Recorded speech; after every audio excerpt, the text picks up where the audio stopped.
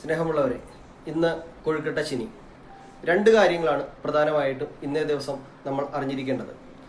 നമ്മൾ നോമ്പ് കാലത്തിൽ നിന്നും വിശുദ്ധ വാരത്തിലേക്കുള്ള ഒരു ഗേറ്റ് വേ ആയിട്ടാണ് ഈ കൊഴുക്കട്ട ശനി എന്നുള്ള ഒരു ദിവസം അറിയപ്പെടുന്നത്.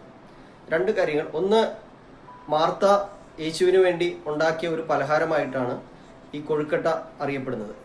ഇപ്പോൾ ലാസറിനെ ഉയർപ്പിച്ചതിൻ്റെ ഒരു സന്തോഷകരമായിട്ടായിരിക്കാം യേശുവിന് ശിഷ്യന്മാർക്കും പെസഹ ആഘോഷിക്കുവാനായിട്ട് ഇസ്രായേലിലേക്ക് പോകുന്നതിൻ്റെ മധ്യേ ഉള്ള അവരുടെ ബഥാനിയ എന്ന് പറയുന്ന ആശ്വാസത്തിൻ്റെ ഭവനം എന്നാണ് ആ വീട് അറിയപ്പെടുന്നത്.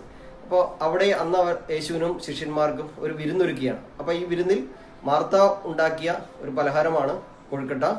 അതോടൊപ്പം തന്നെ മറിയം വളരെ വില കൂടിയ ഒരു സുഗന്ധ തൈലം, നറുദീൻ പരിമള തൈലം എന്നാണ് അറിയപ്പെടുന്നത്. അത് ഇന്ത്യയിൽ നിന്നുമാണ് അറബികൾ വഴി അന്ന് അത് ഇസ്രായേലിലേക്ക് എത്തുന്നത്.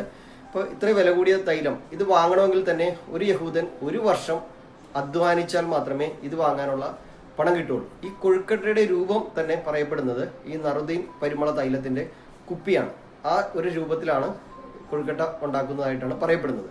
അപ്പോൾ ഇത് മറിയം യേശുവിനെ ലേപനം ചെയ്യുന്നു. അപ്പോൾ യൂദാസ് പറയുന്ന ഒരു വാക്യമുണ്ട്, ഇത്രയും വില കൂടിയ തൈലം ഇത്രയും പൈസ എന്തിനു കളയുന്നു, പാവപ്പെട്ടവർക്ക് കൊടുക്കാൻ പാടില്ലേ? അപ്പോൾ യേശു പറയുന്നൊരു മറുപടിയാണ്, പാവപ്പെട്ടവർ എന്നും ദരിദ്രരെന്നും നിങ്ങളോട് കൂടെ ഉണ്ടായിരിക്കും, പക്ഷേ ഞാൻ ഉണ്ടായിരിക്കുകയില്ല.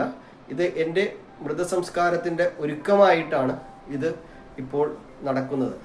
യേശുവിൻ്റെ പീഡാനുഭവത്തിൻ്റെ മുന്നോടിയായിട്ടാണ് നടക്കുന്നത്. അപ്പോൾ എല്ലാവർക്കും ഇന്ന് കൊഴുക്കട്ട ശനിയുടെ എല്ലാവിധ ആശംസകളും നേരുന്നു.